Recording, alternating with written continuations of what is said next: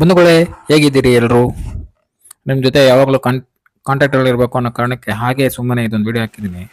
ಮೊನ್ನೆ ನಮ್ಮ ಫ್ರೆಂಡ್ ಮನೆಗೆ ಹೋಗಿದ್ದೆ. ಆಮೇಲೆ ಒಂದು ಫಂಕ್ಷನ್ ಆಗಿತ್ತು. ಅದಾದಮೇಲೆ ಒಂದು 2-3 ದಿನ ಆದಮೇಲೆ ಹೋಗಿದ್ದೆ. ಯಾಕಲ ಬಂದಿರಲಿಲ್ಲ ಹಂಗೆ ಹಿಂಗೆ ಅಂದ.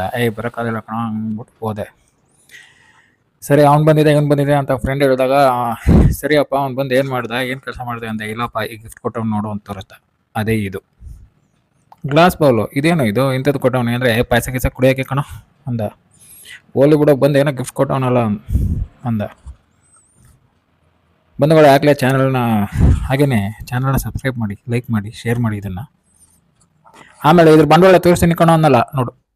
ಇದು ಕಣೋ, ಈ ಶಾವಿಗೆ ತಗೊಂಡ್ರೆ ಫ್ರೀ ಕೊಡ್ತಾರಲ್ಲ, ಅದ ಮನೇಲಿ ಇಟ್ಟಿದ್ದು ನೀಟಾಗಿ ಪ್ಯಾಕ್ ಮಾಡಿಬಿಟ್ಟು ಹೆಸ್ರು ಹಾಕ್ಬಿಟ್ಟು ಕೊಟ್ಬಿಟ್ಟು ಹೋಗವನೆ. ಏನಪ್ಪ ಮಾಡೋದು ಇಂಥವ್ರಿಗೆ? ನೋಡಿ, ಇದು ಫ್ರೆಂಡ್ಶಿಪ್ಪು. Thank you.